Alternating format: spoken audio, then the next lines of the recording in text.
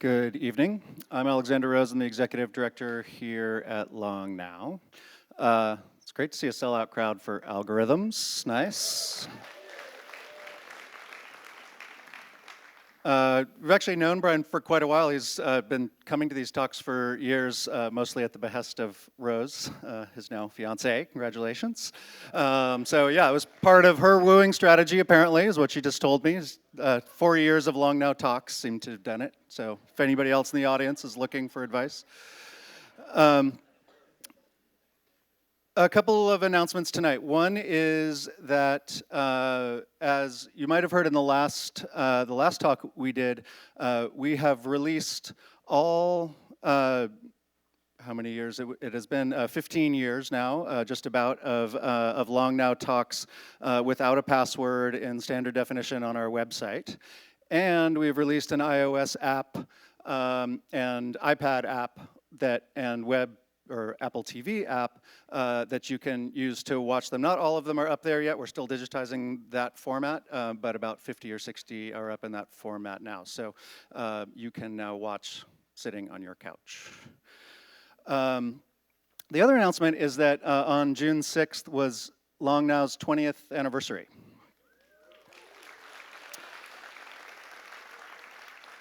And for all this time, we have been speaking at you, and what we want to do is something a little bit different, which is to have on October 4th here in San Francisco at Fort Mason in about 3 different venues, a member summit where you can all come, and almost all the programming is going to be you speaking to each other.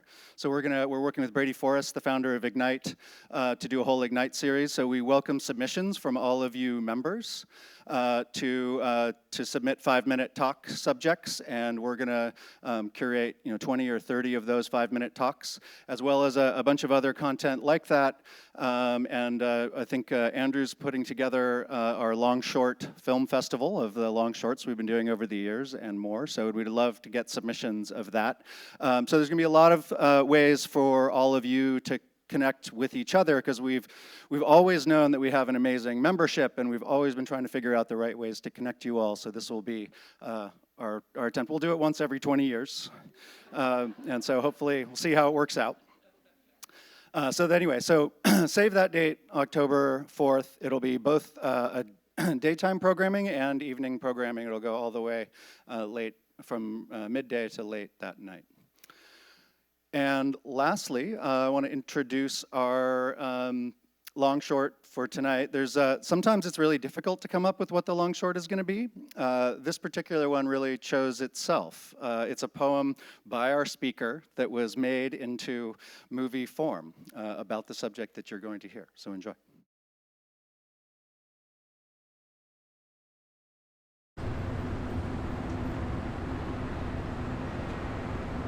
In America, red-eye planes fly east from Los Angeles to New York between sunset and sunrise, collapsing the night. The flights west from New York to Los Angeles predominate during the day, stretching at open. The mass of the American air fleet leaps at the sun, west as the sun heads west, and east as the sun beneath them and over Asia resets to east again. Northern birds slosh down from the pole to the equator in the late months, while southern birds are sloshing from the equator down to the South Pole for their spring.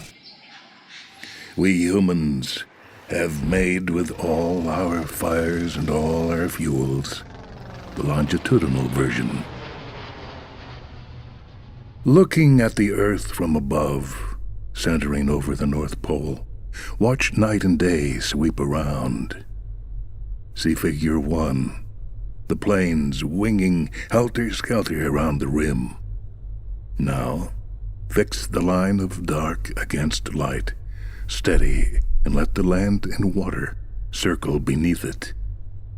Watch Figure 2, the planes in a continual flow to sunrise from sunset, like 2 hands cupping the earth from her sides.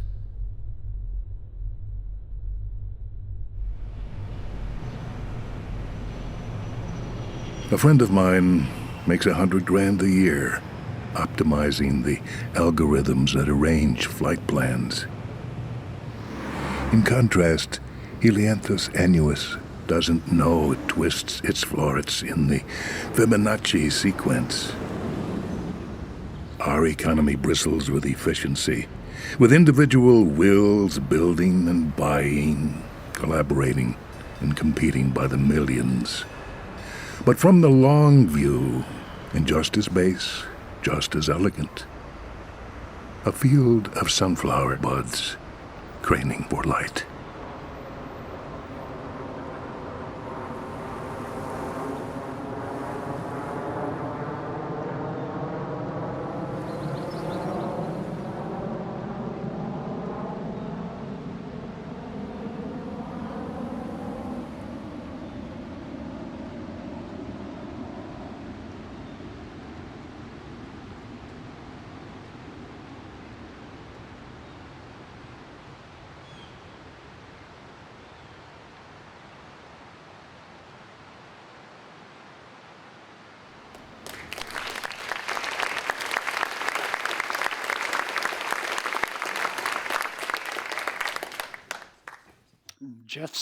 Jet planes always sound like the sky inhaling.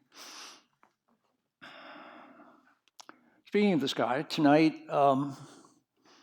special night, it is full moon, coincident with summer solstice. That hasn't happened for, I think, 70 years or so.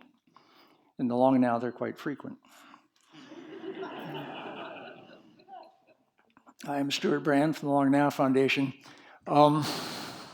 The next speaker is Kevin Kelly, and he'll be over here at the Herbst for the first time in a while, since they reopened it. And he's been saying for a while, he'll be talking about the next 30 digital years. He's been saying for a while he thinks that computers are in the process of teaching us what it means to be human. And lately I've come across some of the people that are working on the algorithms that will accompany self-driving cars. And I suspect the computers are going to teach us how to be moral with great precision. And indeed, it turns out computers are also teaching us how to be smart and how to decide well with great precision. And for you life hackers, the guy with the golden deck of advice is Bryan Christian.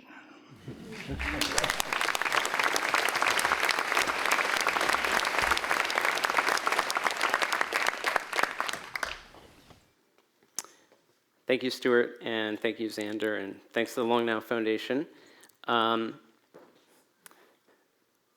example that I would like to begin with is one that is particularly, and I might say painfully, familiar to those of us who live in the Bay Area, which is the search for housing. Now, we typically have this idea that being a rational consumer means having an array of options, considering all of them, ruminating about the one that you like the best, and then selecting that. In a sufficiently competitive marketplace, that's simply not possible. As anyone who has looked for an apartment in the Bay Area knows, open houses are mobbed, and the keys often end up in the hands of whoever can physically foist a deposit check on the landlord first. Now, such a savage market leaves little room for the kind of fact-finding and deliberation that's supposed to characterize this kind of a process. Instead, what we're left with is a situation in which we must make a binding commitment either way, as soon as we see the place. Either we put our deposit in and we take it and we never know what else is out there, or we walk away to gather more information, knowing that that opportunity is gone and someone else has gotten it. So what do you do? How do you try to make an informed decision when the very act of informing yourself might cost you potentially your very best opportunity? It is a cruel situation bordering almost on paradox. Fortunately, there's an answer. And the answer is 37%. If you want the very best odds of getting the very best apartment, spend exactly 37% of your search, or 1 over E for the more mathematically inclined in the audience. Non-committally, yeah, I'm glad E gets a clap. That's good. Spend 37%, the first 37% of your search.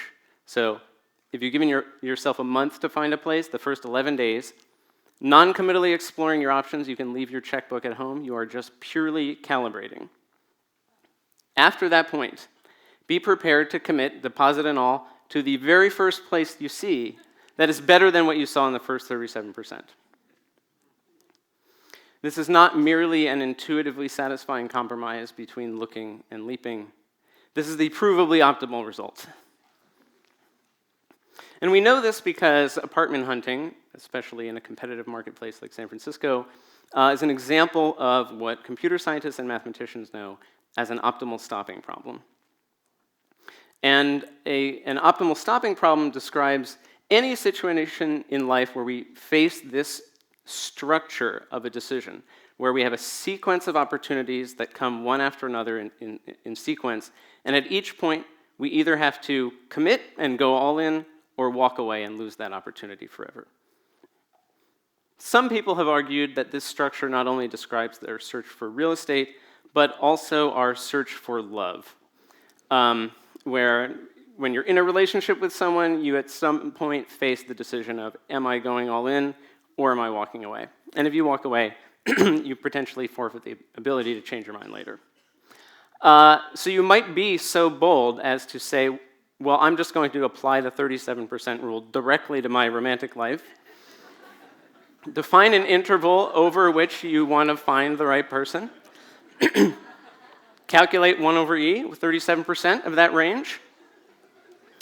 And know that this is the exact point at which to make the shift from your dating life being just for fun to things starting to get serious. Of course, it all depends on the assumptions you're willing to make about love. The thesis of the work that I'm going to talk about tonight and this book, which is a collaboration with my longtime friend and UC Berkeley cognitive scientist Tom Griffiths, is very simple. There's a set of problems that all of us face in everyday life as a function of having finite space and finite time and finite information. Whether it's looking for a house or a partner or deciding where to go out to eat or deciding how to deal with our overflowing closet or how to manage our time. We think of these things as being innately and uniquely human problems. They're not. They, in fact, correspond to a set of some of the most fundamental problems studied by computer scientists over the last 50, 60 years or more. And this gives us a real opportunity to learn something about how to make better decisions in our own lives by looking at what those problems look like and the characteristics of their solutions. The book follows this line of thinking into 12 different domains, and we're going to talk about 2 of them tonight in greater detail, and I'll give a sort of a thumbnail overview of the rest. And the first are optimal stopping problems. Now, the 37% rule comes from the perhaps most famous optimal stopping problem, which is known as the secretary problem. It was first popularized by Martin Gardner in his column in Scientific American in 1960. And true to 1960 style, it has this very Mad Men flavor of you, the implicit male second person, are hiring an implicitly female secretary. N candidates show up in random order. At each moment, you interview one and must either hire her and send everyone else packing, or send her away and interview the next candidate, but she never comes back. So it was popularized and kind of entered into the American mathematical imagination in the 60s, but the problem itself goes back to 1949, which was the first known public presentation of this problem by this guy, Merrill Flood. And it seems that Flood had its romantic implications in mind even from the very beginning. You see, Flood was giving a presentation at a mathematics conference at Princeton, and the minutes of this conference were being taken by Flood's daughter, who was 18 years old at the time and had just started dating a much older man. Flood and his wife strongly disapproved, and they hoped that this relationship would end quickly, and so to kind of implicitly give the message, Flood presents the secretary problem, and this is many years before the solution was known, but he hoped that his daughter, who was taking the minutes, would get the hint that the solution was probably more than one.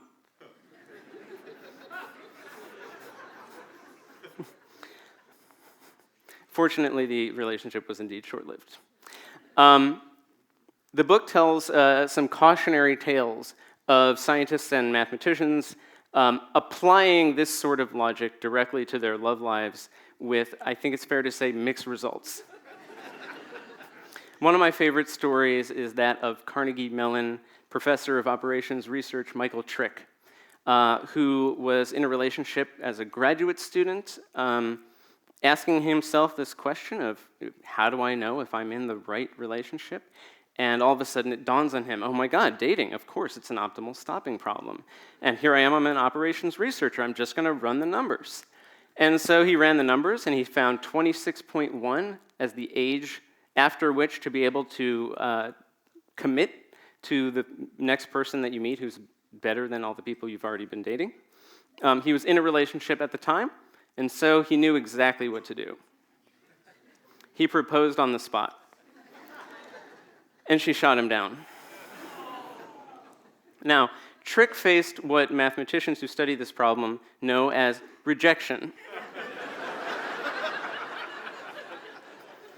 And as it turns out, you can make a simple modification to the 37% rule to account for the possibility that the person might say no. So if, for example, there is a 50% chance of getting rejected, then the stopping threshold moves to 25%. You should be willing to make an offer only 25% of the way into the pool. And if it doesn't work, just try again. So the mathematical wisdom here is propose early and often.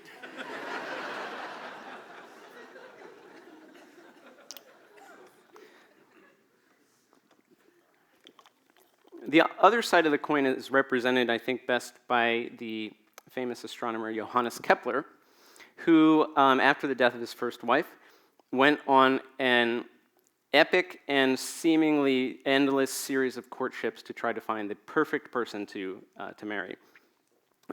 He was really interested, and we have access to Kepler's diary and his letters, which are kind of staggeringly candid about all of this. He was really interested in the fourth woman that he dated because of her tall build and athletic body. But he was even more interested in number 5 because she really got along really well with her prospective stepchildren. But nonetheless, he persevered and continued dating over many years, ultimately a total of 11 different women, before having one of these sinking realizations of like, I've made a huge mistake, and realizing that it was number 5 all along. What was he thinking?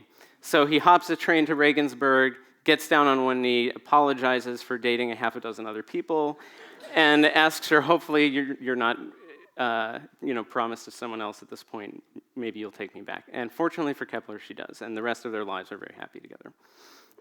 Now, Kepler faced what's known in the field as recall. So this is the ability to return to a candidate once you have dismissed them and still have a chance of getting them back. And in his letters, Kepler really beats himself up for continuing to date people after he met this amazing woman, number 5. And he decries what he calls his restlessness and doubtfulness of why did I continue with this futile search and leave this amazing person behind. Well, it may give Kepler some peace of mind, but not his second wife, that when you have the ability to recall past candidates, restlessness and doubtfulness are indeed part of the ideal optimal solution. And you should not make any offer until you're at least 61% of the way through the pool. And only then, if you fail to meet anyone better than someone from the first 61%, then you hop on the train to Regensburg and try to make it right. Now, optimal stopping covers a lot more problems like than simply the dating and the housing scenario. And one of the other ones, which is also, I would say, acutely and painfully familiar to us San Franciscans, is the question of when to park. So we've all had this experience of, approaching some venue and, you're trying to hold out for the best space and you see an opening and you think to yourself, there might be a better spot. But if I keep going, the next person behind me is surely going to take it, and even if I swing back around, it's gone. And so you may want to, we include this figure in the book, you can cut it out and put it on your dashboard. So to an optimal stopping theorist, it all depends on what's called the occupancy rate, which is what percentage of the spaces are filled in that particular neighborhood.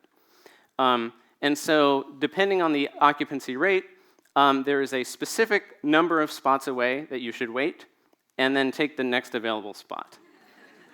So in a neighborhood that's 90% full, hold out until you are 7 spaces away, which is about 1 block.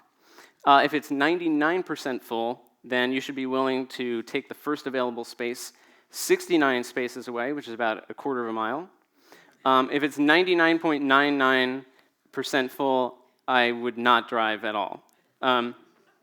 And actually, this is an interesting case where looking at the optimal strategies for drivers not only gives us a way to make better decisions when we're behind the wheel, but in this case, it also gives us some insight into the urban planning problem of parking. So the kind of traditional and typical way of thinking about parking was that it's simply a question of, we have this resource, public spaces, we want to allocate them maximally to the maximum number of cars.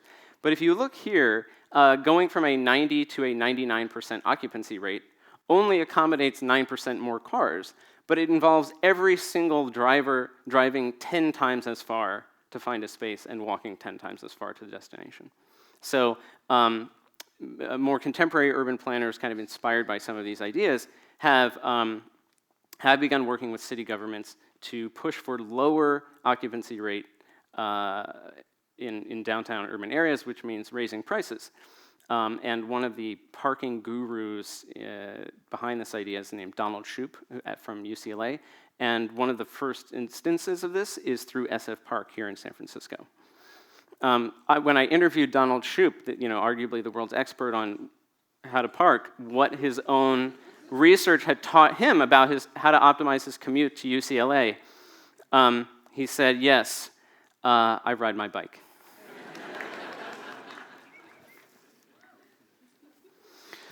One of the things that I think is really interesting, just in any domain, there's this irresistible question, which is, do people innately actually implement the optimal strategies, or do we do dumb things?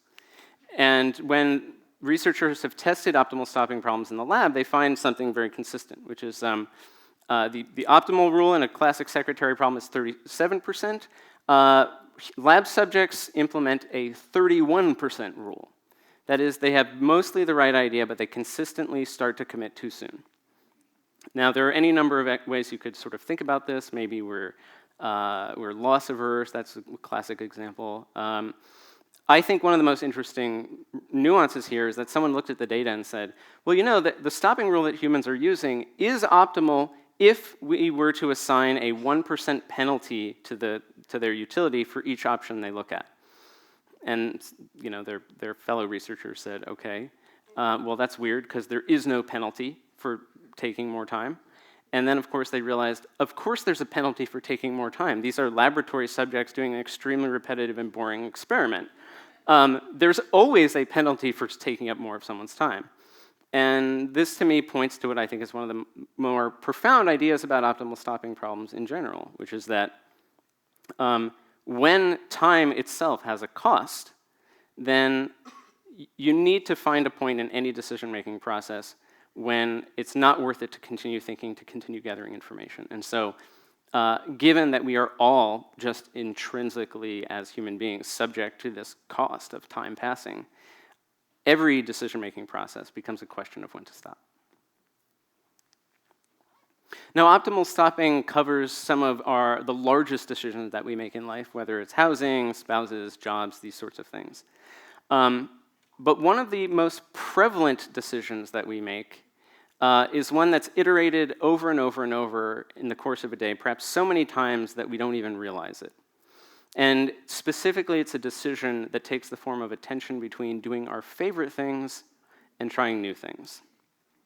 So specifically, you want to go out to eat. Do you go to your favorite restaurant, or do you try a new place that just opened up and has gotten some good reviews? On the way there, do you listen to a classic, cherished album, or do you try to discover some new music that you might enjoy? And who do you take to dinner? Do you go with your spouse or your close family or your closest circle of friends? Or do you reach out to the coworker who's new to the office or an acquaintance that you'd like to get to know better? This is a case where we intuitively understand that a life well lived is some kind of balance between doing the things that we know and love while staying open to new possibilities. Of course, that intuition does not tell us what that balance should be. And fortunately, computer scientists have been trying to find this exact balance for now almost a century, and they even have a name for it. They call it the explore-exploit trade-off. So in this context, exploring means spending your energy gathering new information. Exploiting, which to a computer scientist doesn't have the negative connotation that it does in ordinary English, just means spending your energy leveraging the information you've gathered to get a known good result. And so this comes up within computer science, notably in the optimization of ads. So here, I perhaps do not have to explain this to this particular crowd. We have Google search results with some ads highlighted in red. Google makes, I think, something like 95% of their revenue from selling ad space. And for any given search keyword in this case, there is a huge pool of ads, and specifically, there is the ad or set of ads that has gotten the best historical track record of getting clicks, and there is any number of other ads that they simply don't have as much information about. Either they haven't tried them as much, or they're new to the system, or whatever. And so here, this tension between going with the known good thing and trying something new becomes extremely explicit and quantified. You can ask the question of literally what percentage of users should see the ad that has the best track record of getting clicks, which percentage of users should see new things that we want to get more information about. That could be better, they're probably not, but maybe they could be. Ideas and strategies that have been honed over many years of working on problems like this within the computer science community and the tech world are just now starting to make their way into the field of medicine. So here to illustrate the idea of clinical trials, we have Morpheus.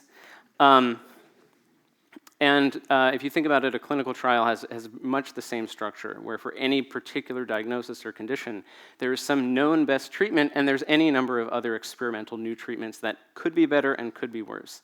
And so, as I will explain, some of the key concepts from the computer science work are now making their way into the FDA. How does a computer scientist think about the explore-exploit trade-off? The canonical problem in the literature is called the multi-armed bandit problem. It's a pretty strange name, but it comes from the idea of the slot machine as the one-armed bandit. And so a multi-armed bandit is just a room full of slot machines. So imagine you walk into a casino, it's full of these slot machines. They each pay out at a different frequency.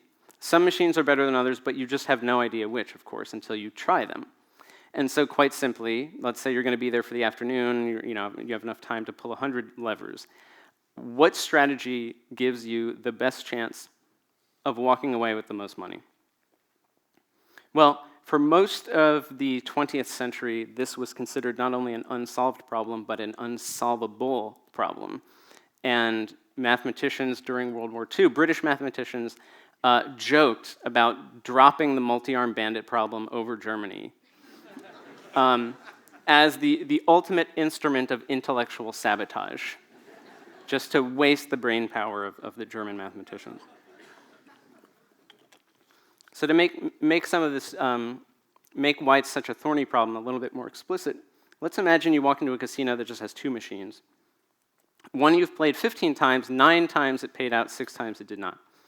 The other machine you've tried just twice. Once it paid out, once it did not. So what do you do next? Which handle do you pull now? The most straightforward way of addressing this problem is to compute what's called the expected value, which is just what percentage of the time is it paid out. So in this case, it would be 60%. In this case, 50%. And so the natural thing is just to say, well, okay, I'll just pull the handle that has the best track record. But again, there's a sense in which this 1-1 machine, we just don't have enough information to kind of write it off for good. And again, this was considered basically, in the category of kind of brain teaser slash, career suicide, because this just wasn't really considered to be the kind of thing that had an answer. But over the years, a series of breakthroughs, starting with this guy Richard Bellman in the late 50s and continuing with John Gittins in the 1970s and so forth up till today, there have been a series of substantial breakthroughs on the problem. And I think the critical thing about this question of which of these two machines to pull is that it all comes down to something that we haven't explicitly talked about yet, which is how long you plan to be in the casino. Now, Tom and I call this concept in the book a term that will be familiar to Long Now members. We call it the interval. And a way to think about it is, imagine you've moved to Spain for a year for work or something. The first restaurant you go to on your very first night in Spain is literally guaranteed to be the greatest restaurant you have ever been to in Spain. The second night, you say, this is amazing, I'm going to go to another place. It's got a 50% chance of being the greatest restaurant you've ever been to in Spain. Night 3, you're down to a 1 in 3. That's still pretty good. But of course, this goes down as your experience allows you to set a higher bar. And so the odds of making a great new discovery that kind of dethrones your pre-existing favorite goes down as a function of your experience.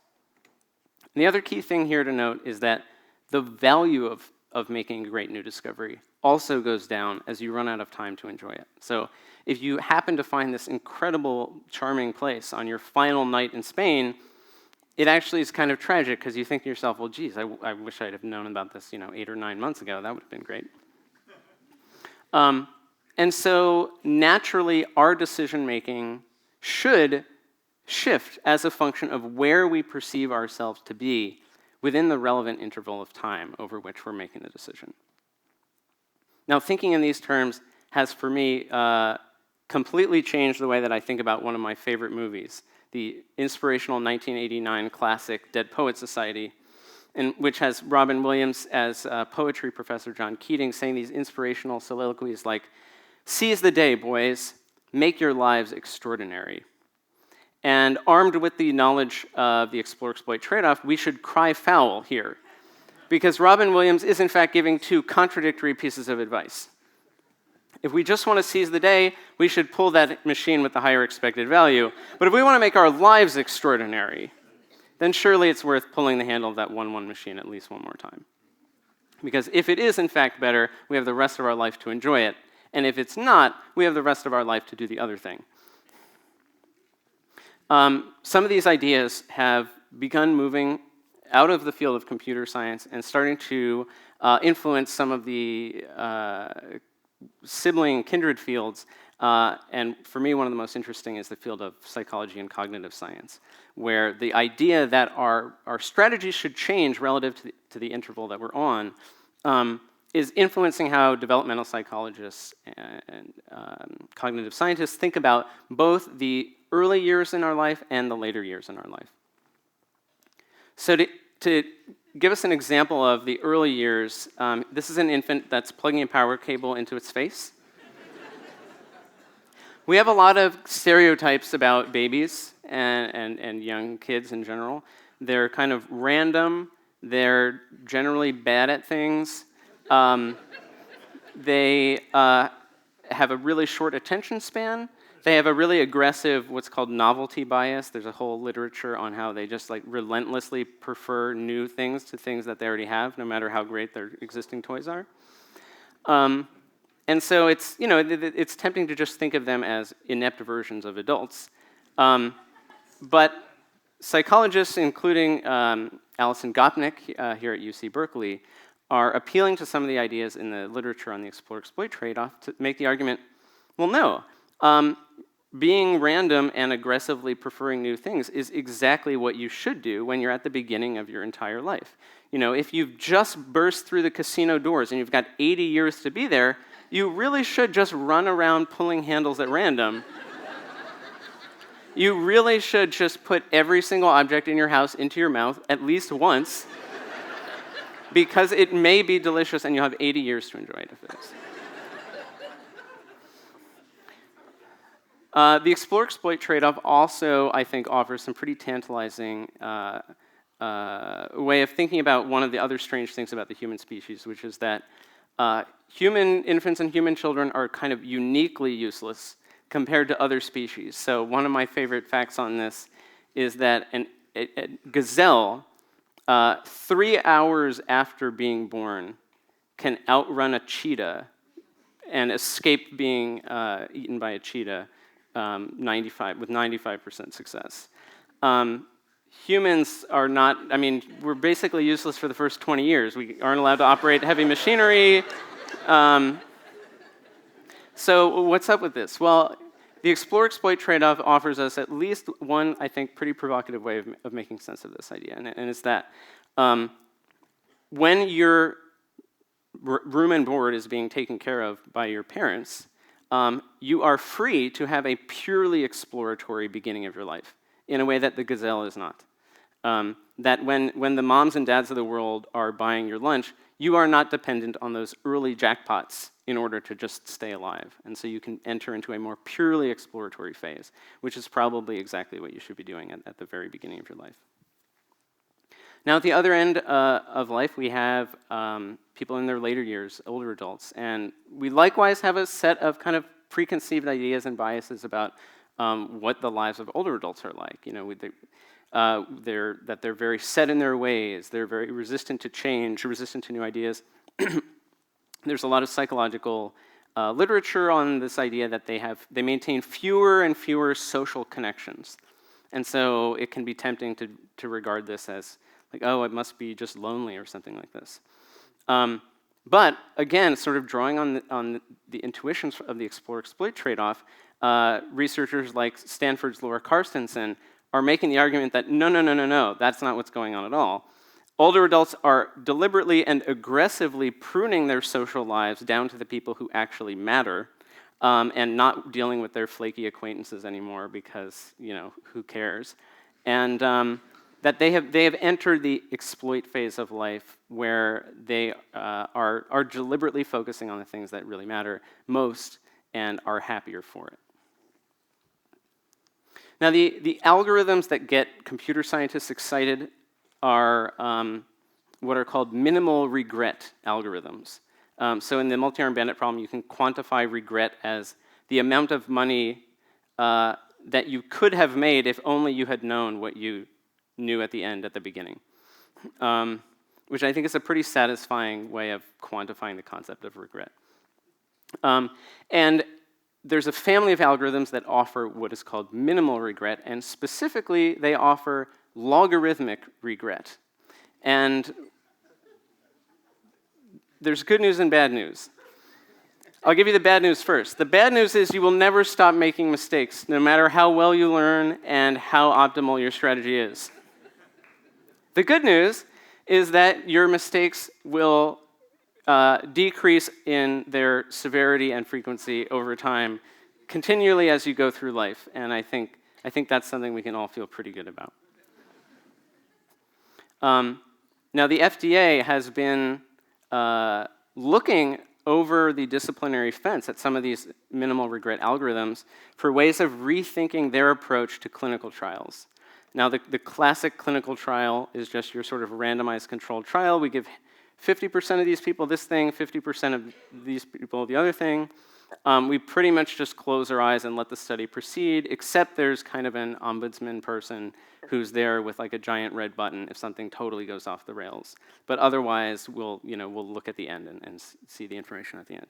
Now, this is itself an algorithm that is known to computer scientists. It's called epsilon first, and it's not known to be a very good algorithm. It has linear regret, for example.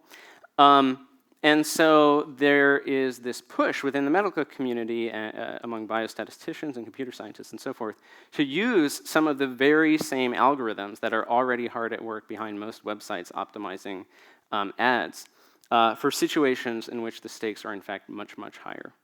And one of the arguments that I've heard is, how can you just coldly appeal to some algorithm when human lives are on the line?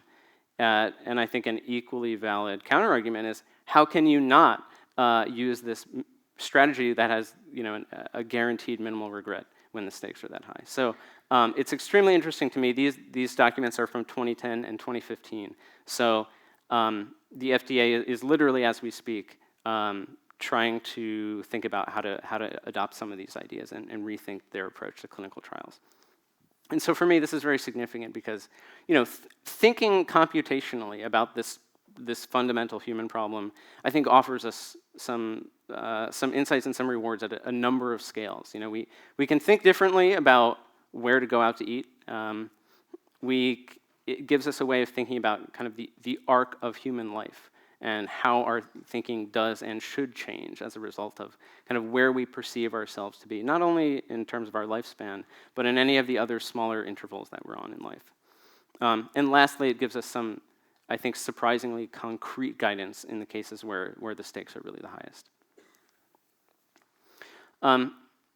So now I'm going to talk very briefly about some of the other things that are on the book, in the book, and which hopefully we'll have an opportunity to get more into in the conversation. So the book pursues this kind of computational lens to human decisions and human problems over a number of domains. So the first half of the book is really just tracking the different domains of things. In the sorting chapter, we talk about the best way to alphabetize your bookshelf, and more importantly, whether you should. And sorting theory also gives a little bit of consolation for sports fans on cases where we should or should not trust the outcome of a sorting procedure. In the chapter on caching, we talk about memory management and storage management, and specifically, what can computer science teach us both about how to deal with our overflowing closet at home and with the phenomenon of human memory and human forgetting more generally. In scheduling, we look at scheduling theory, both as it arises in the machine shops of the Industrial Revolution onto the operating system CPU schedulers of today.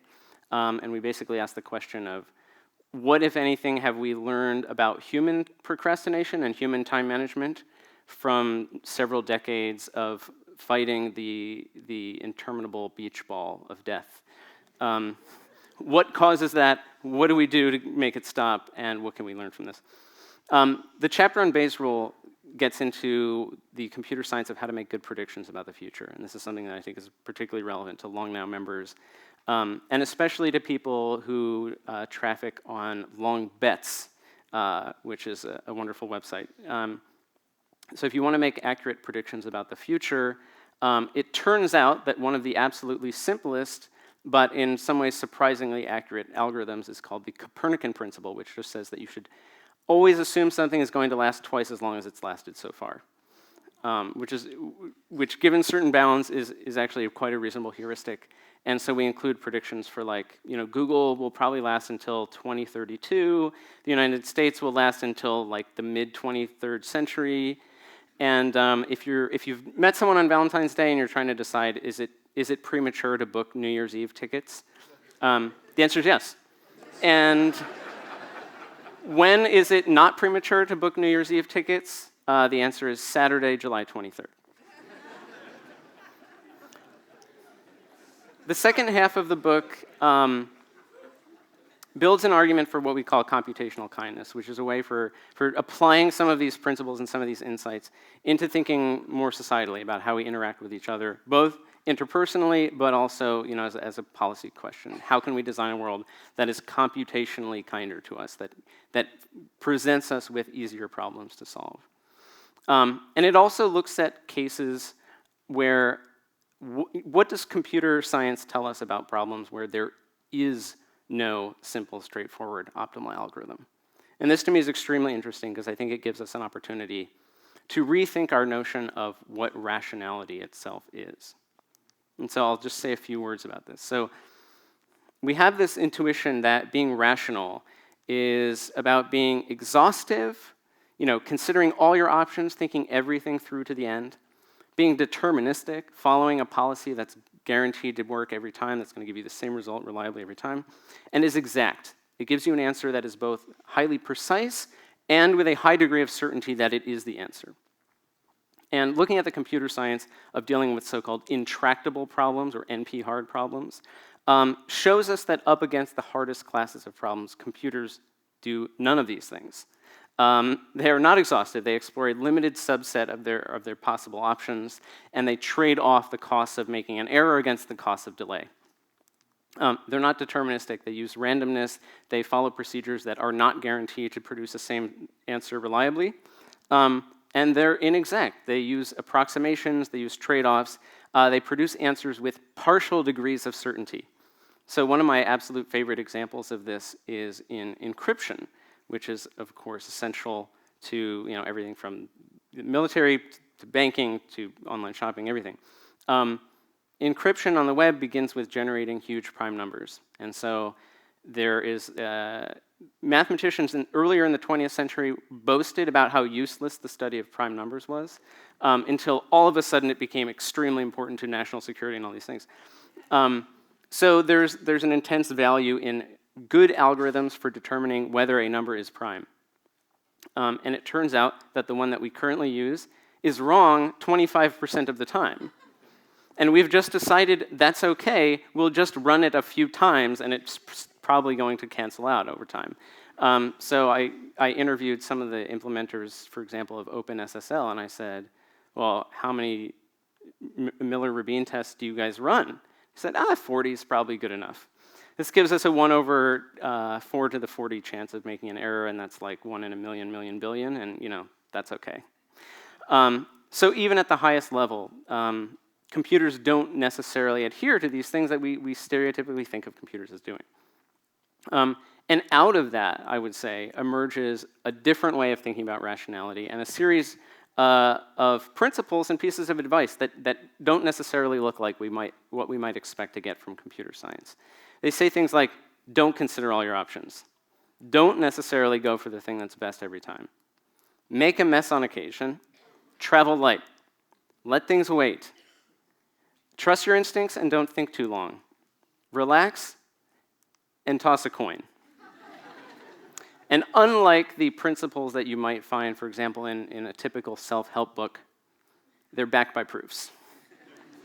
Thanks.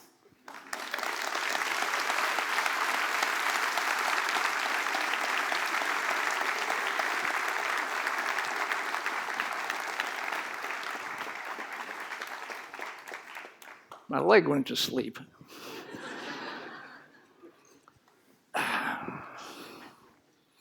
The last one on there, I'd love if you said something about computational kindness. What's that? Yeah. The basic idea of computational kindness is that the way that we interact with other people, both explicitly and implicitly, poses them problems to solve. Mm-hmm. And so you can, from this argument, make a bridge from computer science into ethics. Mm-hmm. And say that we ought to interact with people in a way that minimizes the computational cost. And so I would say out of this, I'll give you a very explicit example. So I've just started looking at the real estate market. And the real estate market drives me nuts, but perhaps not for the reasons that it drives most people nuts. It drives me nuts because it's computationally unkind in that it requires you to do more strategizing than is necessary. Mm. So homes are sold via single price auctions where everyone writes down their bid. The person who writes the biggest bid wins, and they win at the price they wrote down. And so it creates this incentive to get inside the head of your competitors, mm-hmm. Figure out how many other people are bidding on the house, and what's called shade your bid, which is figure out the maximum price you'd be willing to pay, and figure out the appropriate amount less than that to bid such that you still win the house but you save money. And it just requires an awful lot of strategy. You want to try to suss out how many other people are in the auction, what do they think I think they think, and so forth. And it turns out this is all completely unnecessary. There's this really wonderful mechanism that's called a victory auction, where everyone writes down their bid, and the person with the highest bid wins, but they pay the price of the second highest bid. And it turns out that the victory auction is what is called, to game theorists, strategy proof, which is there's absolutely no better way to play the game than to just write down your exact valuation of the house. The game optimizes for you. And so that to me is a really, it's a specific example, but I think it's a powerful example of this broader theme, which is, in game theory, this is called the revelation principle. It's that any auction that involves this sort of recursive, I'm trying to get into your head process, can be replaced with an auction that has different rules, in which the best thing that you can possibly do is just be totally honest, and the house will go to the same person for the same price on average as in the strategic version. So that to me gives me this almost utopian view that there are these opportunities, this kind of low-hanging fruit to change the world in ways to just eliminate these costs. Are there clarifying algorithms like that might apply to voting politically? Yeah, I mean, voting is a great example. The word strategic is a pejorative term to a computer scientist or game theorist. Why? Strategic behavior. Tactical wins, or what are we saying? In game theory and what's called mechanism design, strategic behavior is anything other than doing what you really think. And so, if we imagine the Nader-Gore election or whatever, maybe I'm a Green Party supporter, but I vote for Gore anyway because I don't want to throw the election. That's strategic behavior. I'm not doing what I really think. And so there are mechanisms for voting, like instant runoff voting, ranked preferences. But there are some disheartening results in the literature that say that there basically is no completely strategy-proof voting mechanism. There is a strategy-proof auction mechanism, but there's not a strategy-proof voting mechanism. But I still think instant runoff voting is much better. I mean, what is it that that leaves us with a failed system? Yeah, it And what turns do you out. do? Okay, so what's the algorithm for dealing with a failed system? I'm not an expert on voting theory, but my understanding is that for every possible voting mechanism, you can imagine some sort of horrible, pernicious condition, but the current voting system is one in which we are already seeing the bad, pernicious condition in evidence, and so we might as well try something else at least for a while and see if that's better. I have two questions, one from Barry Gordon and one from Wayne. Barry Gordon wondered if you used an algorithm to decide when to stop working on this talk, or the book, by the way. Wayne asked, did you apply optimal stopping in choosing your fiancée? Did she apply it in choosing you? Do you use this stuff? Yeah, I do. My fiancée Rose claims that I told her at some point that 37% of the average American male lifespan was something like 29, and we were dating at the time, and I was 29. So apparently, I said something like, "So if this works, I'm all in," which I was, which did, and I was. But I don't. It sounds like the kind of thing I would say, but I don't remember saying that. I mean, I think I will say this. The language of exploration and exploitation has literally become the way that I talk about these sorts of choices. So, my fiancée Rose and I will decide. Do you feel like exploiting or exploring tonight? That is actually how we have these conversations. And is sort of giving it that generic framing, does that help the discussion and help you move quickly to a decision of a new restaurant or not? Yeah, it does. And so we were assuming that I would be moving into her place in Oakland, and so this gave us a very clear directive, which is that we should exclusively go to our favorite places in San Francisco and relentlessly try new places in Oakland, even though they're probably not as good as our favorite places, because we have, this whole new time opening up. But the plot twist was that we changed our minds, and she's in fact moving in with me in San Francisco, and so it was like 180, let's aggressively go to new restaurants in San Francisco and only go to our favorite restaurants in Oakland. So. Pretty smart. Ted Sum asks, what was your research process and path for actually researching the book? And I'm guessing that this book grew out of the previous book, which was called? The Most Human Human. And it was about AI, basically? Or? Yeah. It was So- about my participation in And the Turing test. what was the sequence of events for you leading from book 1 to book 2? Yeah, ironically, I have been working on this book since before I even wrote my previous book. I thought that this would be my first book, but What the hell happened?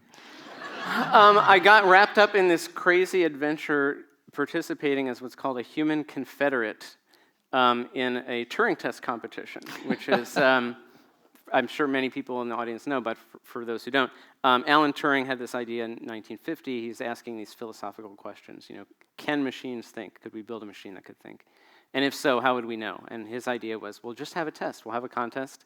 We'll stick a panel of scientists into a bunch of chat rooms. They'll be talking simultaneously with some random humans hidden in a room down the hall and some software programs claiming to be random humans in a room down the hall, and that we will reach a point at which we can't tell the difference. And so I kind of insinuated myself into the history of this by becoming one of the humans hidden in the room down the hall. But I was something of a ringer because I had spent the previous year researching the history of the Turing test and interviewing all the possible experts. So you were far from a random human. I was far from a random human, yeah. And were you trying to pretend to be a computer, or what were No, you doing?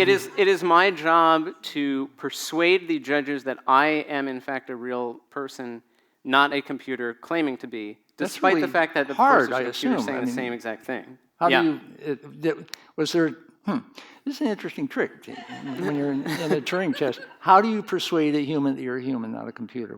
Is there a method? That is the question that obsessed me for the years that I was working on this. So how do you try to act human in a competitive situation? And to make matters even more intriguing, so the contest, every judge assigns a numerical score to each conversation, which is how confident they were talking to a real person. And every year a computer program gets the highest score and wins this. It gets the highest score among the other computer programs and wins this thing called the Most Human Computer Award. You get a bronze medal and $3,000. It's very nice. But there's also every year a real person that gets the highest score among all of the real people, as having most successfully persuaded the judges that they were a human compared to the other humans. And if you get this, you are awarded what's called the Most Human title for the year. And so I found myself kind of, despite myself, not only competing against the computers, but in fact competing against the other real people. How'd you do? The spoiler, the book's been out long enough that I'll proudly say that I won the title of Most Human. So that book was researched and written when? It came out in 2011, so that I was working on that from like late 2008 to 2011. Okay, we're 2016 now and still counting. And the conversation, the public discourse about AIs seems to be moving right along. What have you noticed from then to now? Oh yeah, right. So this book came out in the spring of 2011, which was pre-Siri, just to give you an idea of how long ago that really was. And the thing that's really striking to me, I remember going out on the hardcover book tour in the spring of 2011, and the number one most popular question I was getting asked at the time was, do you think AI will take over my job? On the paperback tour a year later, the number one question was, do you think AI will take over the world? In a destructive way. Just burn everything to the ground. And so that for me was just a really striking, I really think over the last several years, which is not that long of a time, this has gone from a completely sort of loony bin sci-fi thing to like some of the best scientific minds here in San Francisco, the OpenAI Institute, some of the most respected computer science researchers, people that I enormously admire, are taking this problem extremely seriously. And so as a result, I myself have been converted from a skeptic thinking this is all a bunch of sci-fi hogwash to the like dread about the existential issue. Yeah, like we actually do need to be So thinking. you are worried. I'm concerned because, in my view, the scenarios that are bad resemble very closely the reasons that the world is already bad. So one of the big That's problems interesting. in AI is defining what's called a good objective function, which is how do you formalize the thing that we want the system to do in a way that won't make us sorry for what we wished for. I would assume what you want to formalize is things you don't want the system to do, and then explore otherwise. Is that not the case? The typical model is that you define sort of a reward function for things you think are good. And inevitably, you discover some horrible externality that you forgot to build into the system. Right, so you're doing it wrong. And what you want to do is work from what are the sides of the road you Don't don't do want to all drive this. on, and who cares where the road goes. Yeah, that may be. Yeah, that may be. So this is an open problem. So yeah, the more people thinking about this, the better. And I see it as significant because I think it's what's already wrong with the world, that we have defined various objective functions, whether it's quarterly earnings or GDP or whatever, that we take to be approximate correlates of human flourishing, but we have optimized them at our peril and created these huge externalities. So this is for me kind of the awakening moment at which I realized that a lot of these AI, so there's this AI thought experiment called the paperclip maximizer that says, what if a paperclip... Nick Bostrom came up with that one, I think. Right. What if a paperclip factory invents AI and it turns the entire galaxy into paperclips? I'm not worried about that scenario, but I'm worried about the genre of things that involve this kind of like, we've created this objective function and we've relentlessly maximized Some it. kind of runaway maximizing thing. So is the discussion, which by 2012 was about how they're going to end the world, did it stop there, or is AI discussion moving on since then? I think the question of will AI take my job has also kind of evolved into will AI take every job? And so for me, this is another interesting thing where ideas like universal basic income have like gained track. I would argue have gained a foothold culturally by starting with the people who are really credible about AI, saying we've got to think about sort of a post-jobs economy, and to my point of view over the last couple of years, has started to kind of percolate into mainstream society, starting with the computer scientists and the AI people. Jill Tarter asks, how do we or should we deal with existential problems, unintended or unknowable consequences in the far future? Oh yeah, we're interplanetary now, I think. One of the chapters in the book talks about this idea from machine learning that's called overfitting. The basic idea here, this is similar to what we were saying before. So in a sense, we're talking about an interval which is sort of infinite in this case. Yeah, there's a couple ways to come at this question. So in an explore-exploit context, you can ask this question of, okay, if my strategy is supposed to depend on the interval that I'm on, how do I try to optimize for the infinite, indefinite future? That would be the so-called infinite game, where you're always improving the game for millennia after millennium. Yeah. And so there, you may be relieved to know that the infinite but geometrically discounted future reward version of the multi-arm bandit problem was solved in the 1970s by John Gittins at Oxford. Who at the time was, this is to me a sort of an interesting aside, he was an academic mathematician, but he'd been hired as a consultant to the Unilever Corporation, who wanted to know what percentage of our budget should go into speculative R&D versus just marketing profitable drugs. And so corporations are interesting examples of something. Boy, that's classic explore-exploit, isn't it? Yeah, exactly. Yeah. And it all kind of depends on the horizon that they feel they're operating on. And so I think corporations, nations, and institutions are examples of these things that prioritize present survival, obviously, but aspire to be indefinite. And so some of the algorithms that come out of the infinite horizon version of the problem are interesting to me. Yeah, we in Global Business Network, which taught scenario planning, we ran into a version of this problem, which is that very large corporations need to do scenario planning because basically they're looking at, in government departments and so on, they're looking at a very long time frame. But it's absolutely worthless for a startup to do scenario planning because the startup is making a bet on a version of the world that they think is probably true. Yeah. And they're, in a sense, totally R&D.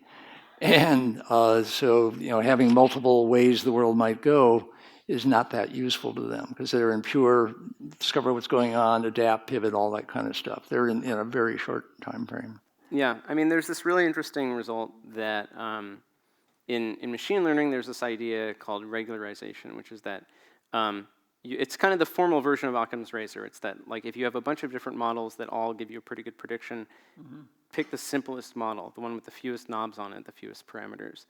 And I think this is very interesting when it comes to long-term planning, because one of the ideas here is that you train every model on the data available to you at the present, but you're trying to generalize it into the future. And so the farther into the future you generalize it, the more you should regularize your model. That is, the simpler it should be, the fewer parameters that it should be. And so what I kind of take this to mean is that if you're trying to predict the state of the economy or the market next year, you want elaborate models. But if you're trying to make really long-term thinking, then principles serve better than models. Things with the fewest parameters. Yeah, we use company that's based on guidelines along now. It's a similar kind of idea.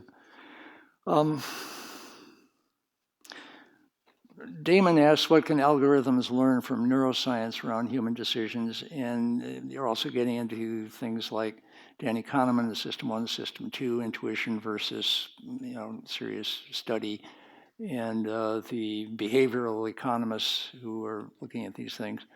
How do those fields relate? I can't speak with a great authority about neuroscience, but one of the things that for me is really fascinating about the human brain from a neuroscience standpoint is that if you think of a brain as being kind of like an organization, the larger it is, the more discombobulated it can become. Society of mind, Marvin Minsky says. Does that resonate for you? Yeah. I mean, so literally, the more volume the brain takes up, the more potentially out of sync, the computation can become, because you've got this latency between the hemispheres and so forth. And so there's this really interesting anatomical study that talks about so for electrical reasons that I don't fully understand, thicker axons can transmit signal more rapidly across a long distance. So you see this if you look at mammal brains, the thickness of the interhemispheric axons scales with the volume of the brain, because you need to move signals faster from one hemisphere to the other because they're just further away.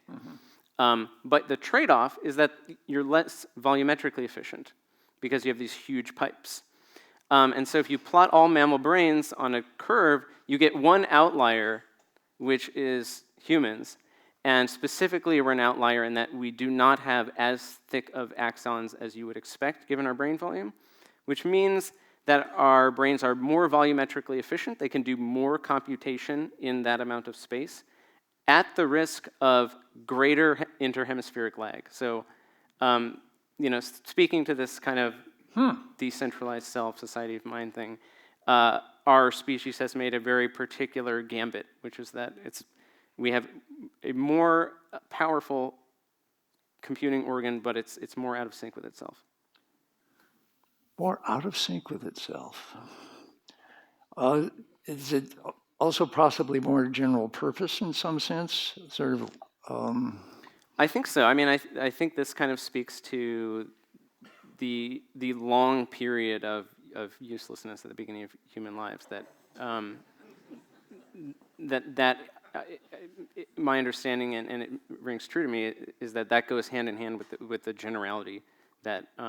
We are not sort of single-purpose cheetah evading machines, but we are these sort of general machines. But we have to learn. That suggests as we get to a 200-year lifespan, instead of settling down and becoming an adult at 20, it'll be more like 40. I think that's probably true. I suspect that's probably already happening.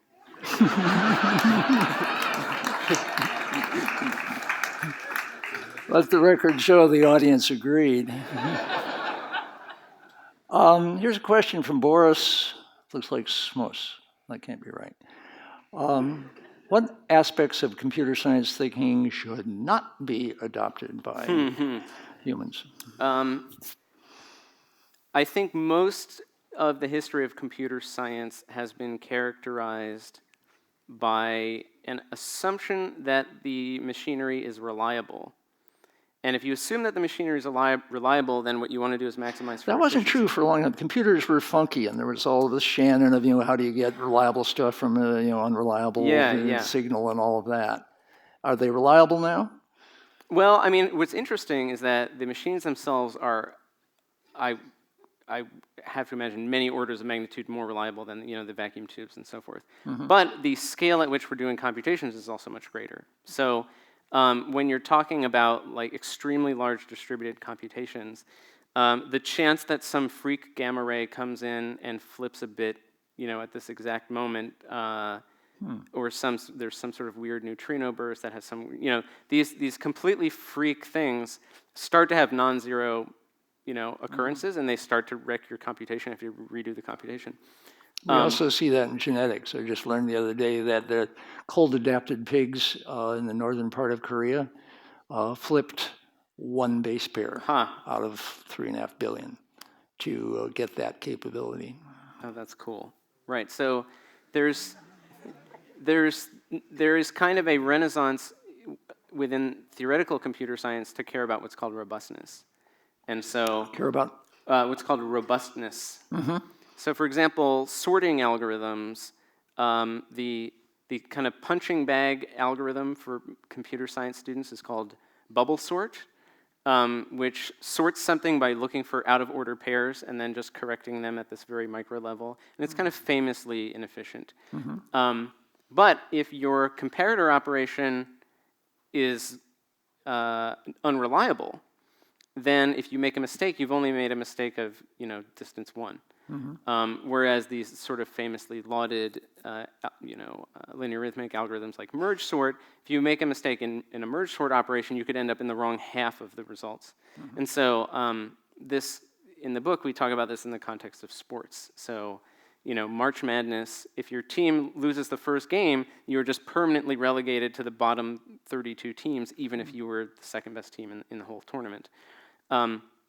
It turns out there's some really interesting work coming out of the University of New Mexico right now on robust sorting algorithms. And the most robust quadratic or better sorting algorithm known is what's called comparison counting sort, which is effectively like a round-robin tournament where each item is compared to each other item. And the traditional view is that this sucks, it's quadratic, whatever. But it turns out to be the single most robust algorithm known against a noisy comparator function.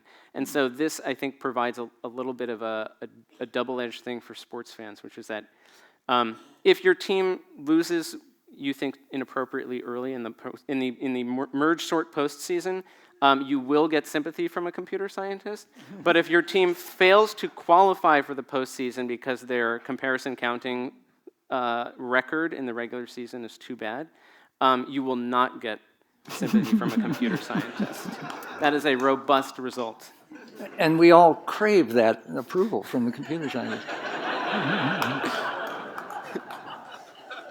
So I'm curious if some things are getting into a kind of a post-algorithmic world with deep learning and things like that, where there are very, very complex systems, very distributed, working with vast amounts of data, and mining it in astonishingly inventive ways, some of them that you can't entirely track. And you're getting systems that can do things that it looks right, but is there really an algorithm in there that you can say that, well done, that's the right algorithm? Or what are we facing here? Yeah, there's something, in my opinion, uncomfortably inscrutable about deep learning specifically. Some good friends of mine work at Instagram and Facebook on some of their algorithms for what to show you when, and there is this kind of, well, we tried all this crazy ML stuff, machine learning stuff, and it outperforms the best, old school algorithms that we have, but no one knows how it actually works, and no one knows really how to debug it using the traditional debugging methods of, track down the exact point at which the problem happened. And I suspect we will make strides in this direction, But it is a little bit discomforting when someone tells you, yeah, we've got this system and it's better than anything any of our actual staff can make, and so that's why we're using it, but no one really knows how it works. That does start to sound like the first Is 5 that minutes of a permanently sci-fi movie. inscrutable, do you think? Yeah, sorry? It does start to sound like the first 5 minutes of a sci-fi B movie. Yeah. Yeah, the next thing is consciousness, and then you're in trouble. Or not. The first thing it may say is, I'm sorry. But that would have it having to understand about the concept of apology, which is a deep one. Is that a permanent condition, or are we sort of seeing these deep learning capabilities emerging from a complex process we can't completely parse, but we can then ask the deep learning process to please tell us, in terms we can understand, Yeah. what is your mechanism here? I mean, to me, it's very interesting. I feel like the justice system, the human justice system, works this way, where if someone does something bad, but they can give you a really compelling story about why they took that action, then it's somehow okay. And once these programs discover that, they can just take the easy way out and tell us a compelling story, and we say, "Oh, that's it." And then we're really in And it. then we're dead meat. Yeah. That's the end.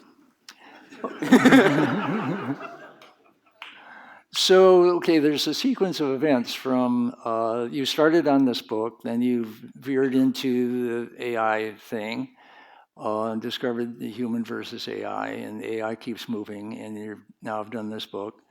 Do you get a sense of what the arc is here, the narrative? Is there progress in your own sequence of events here? What's next? Yeah, I mean, for me, I'm currently preoccupied with three things. One is this AI safety stuff, because I Really? Yeah, I mean, I see it as being, to me, it is interesting because, I mean, my like academic background was as a computer science and philosophy double major, and so I sort of think of each discipline in the terms of the other. And so for me, what's interesting about the AI ethics stuff is that it is giving us an opportunity, and by that I mean, possibly urgent crisis, to make headway on these long-standing ethical problems that have kind of always been there. Right. That now it's crunch time and we really need to do something. So that to me is exciting, conceptually, in the way that I thought thinking about the Turing test was really interesting philosophically, because we've got this 2,500-year-long history of philosophers asking what makes humans unique and distinct and special. Mm-hmm. And going back to Aristotle, we've answered this question by contrasting ourselves with animals.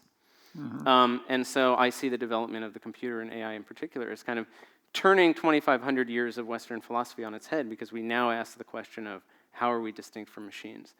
And so this time we're the animal. Yeah, and we're I think much more feel much more kindred with animals than we did before the computer. Ooh, that's kind of sweet. So are you looking at this dangerous AI problem from the sort of existential risk standpoint, or from the what do we do in the next couple of years of research standpoint? I'm interested in the question of how do we articulate what it is that we really want? How do we create an objective function that actually does capture the things that we have in mind when we talk about it? Say some sample versions of that. What would be an example? I mean, for me, what's interesting about this is that if you look at utilitarianism, there are a bunch of these paradoxes in utilitarianism that are called the repugnant conclusion. And the idea here is that like these very simple, naive ideas of like, oh, let's just maximize total happiness across all people. That sounds great. Well, you may end up in a world in which you've severely overpopulated the earth and everyone is, infinitesimally happier than zero. And there's just so many people that your objective function tells you that's a better world. That's what you've asked for, sum total of all human happiness. So then you think, okay, that's not what I really meant. What I really meant was optimizing for the mean human happiness. And then you get these crazy scenarios where there's like this caste of permanently kind of indentured or tortured people, just as long as everyone else is made more happy than those people are made miserable, then this is the world you've asked for. You've optimized for mean happiness. We're okay. Right, You say, well, that's not really what I meant. And so for me, I'm interested in like the sort of current cultural moment with respect to AI, because it gives us, it sort of puts these things in the crosshairs in a way in which like these utilitarian paradoxes have been discussed in philosophy departments in these white papers for X number of decades, and just like it was with prime numbers, people studied prime numbers for a long time, and then they suddenly became extremely useful and extremely important. And I think some of these similar things are happening in utilitarianism, where it's like some of these paradoxes that seemed completely abstract and just like mind games for philosophy departments, all of a sudden now it's like, wait a minute, we actually, it's a big problem that we can't define like the world that we want. Yeah, philosophical things like the trolley problem, or turning up with these self-driving cars and stuff like that. So you say looking at AI hazards is one thing you're focusing on. What else? Yeah, the other two, I'm interested in computational linguistics. So I think that there's really an interesting, the field of computational linguistics is kind of having a moment. What's that mean? And I think it's a technology that's coming into its own. The idea of natural language processing is now due in large part to advances just in computation. It's now a field that is kind of like ripened in a way that I think is teaching us, again, it's like what is our newest technology teaching us about our oldest technology? That to me is an interesting question. Oldest technology being language. Being, the word. It may not literally be the oldest, but, for rhetorical purposes. Sounds like there's a book there. And what are glimmers of what, this work on computational linguistics is teaching us about language and human? I think it's changing our sense of what a word is.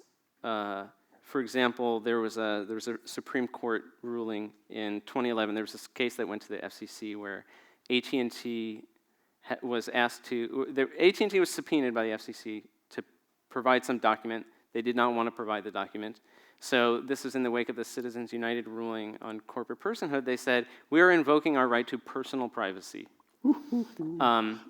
And this goes to the Supreme Court, and it becomes this linguistic question of, are all persons entitled to personal rights, personal privacy, and so forth? And so what seems like this kind of corporate thing actually becomes a linguistic ruling on, is personal the same word in adjectival form, or is it a distinct word with a distinct meaning, and we should treat these as unrelated concepts? And so to my knowledge, the first time, the court has traditionally used the OED on these things and traced the etymology and say, well, in Old Saxon or whatever.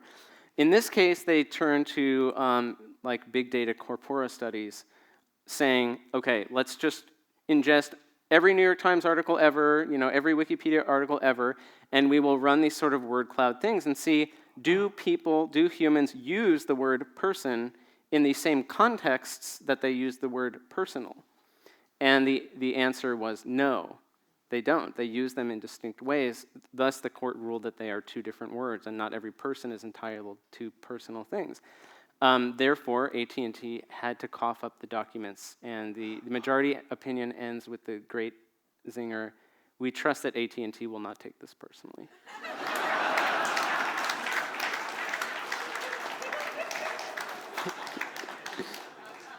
I'm tempted to end there, but it sounded like there was one more area that you're focusing on. What would that be? Yeah.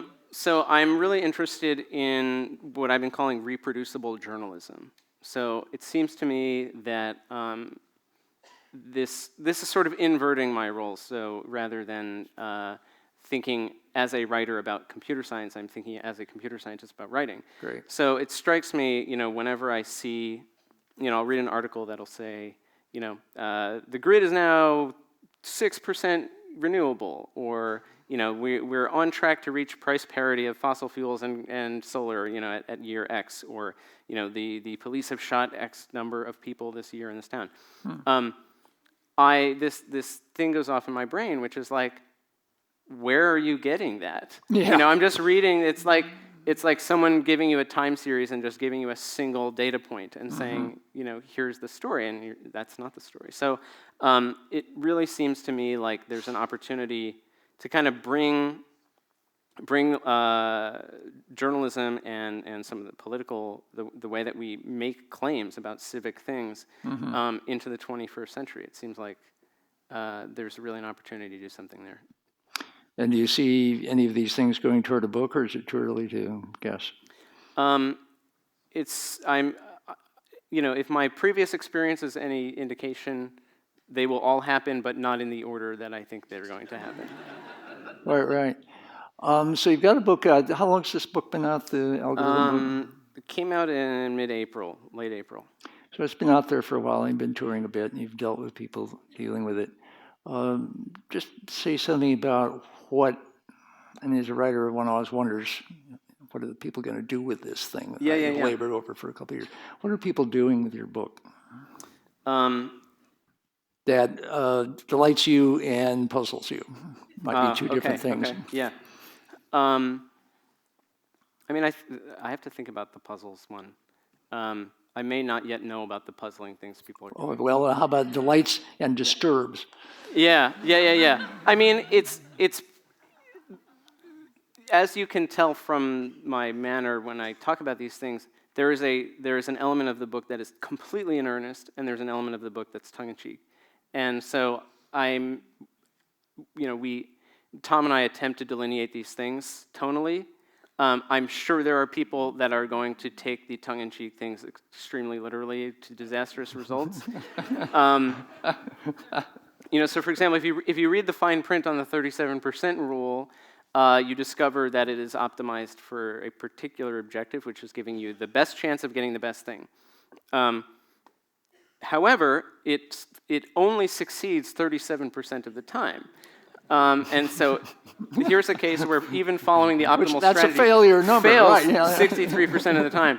And so, I almost feel like the need to put some kind of disclaimer, like we are not responsible for 63% of you who do this and it doesn't work out. Are people coming to you and saying, it didn't work for me, asshole? I mean, what are they doing? That's a great question. I think over the years we will probably get correspondence from people saying, I did or did not propose to my partner based on reading this thing. Right.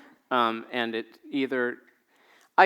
there have been a couple success stories where people have said, I've now made this change after reading your book, and thank you. And that obviously makes me very pleased, but I'm sure there will be the reverse.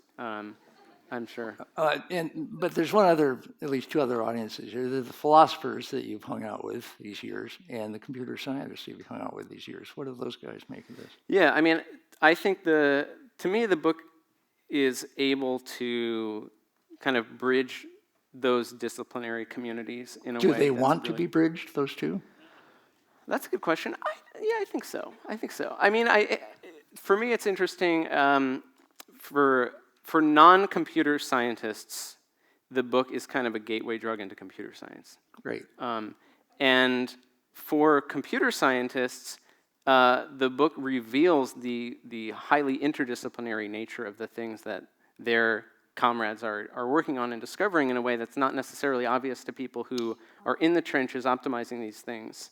That, for example, I know a ton of people that work in ad tech, and saying to them, this is actually kicking off potentially, the biggest change in medical clinical trial practice in 50, 60 years. The people who are in the weeds don't necessarily realize that there are these larger scale things. And so I think it's very satisfying for both camps to have an opportunity to to see the connection between the two. So that to me is extremely satisfying. So it's like the prime numbers folks discovering we need you to defeat the Nazis, and they're going, what?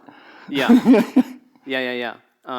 Yeah, and so it's, to me, that's a really satisfying dialogue because, like, my own background being in computer science philosophy, and I was probably the only person to graduate from the computer science program and go into a terminal degree in poetry. You know, I have lived my life very much as a cross-pollinator of these things, and so it's, and they all feel extremely interrelated in my mind, and so being able to, you know, it's sort of like being an interdisciplinary yenta. It's like you're able to put these people, that to me is an extremely satisfying thing. If I'm interviewing an expert and I say, oh, so you're working on this same thing that so-and-so is doing in the sociology department, and they say, wait, what? Yeah. What? Yeah. Give me their name, give me their email address. Oh, I love it. And so those moments for me of finding these things that resonate across those lines, it's extremely rewarding. Well, Bryan, you're living proof that humans really do have a general purpose brain. Thanks.